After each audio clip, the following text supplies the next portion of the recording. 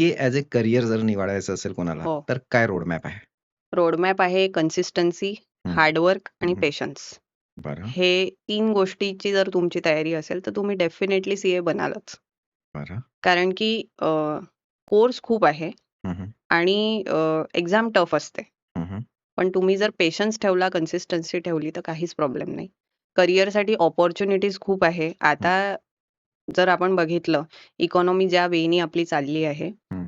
तर फक्त अकाउंटिंग किंवा टॅक्स फायलिंगसाठी सीएचा रोल आता उरला नाहीये. बरं. एम-एस-एम-ईसाठी तर बिझनेस स्ट्रक्चर डेव्हलप करण्यापासून सीएज हेल्प करतात.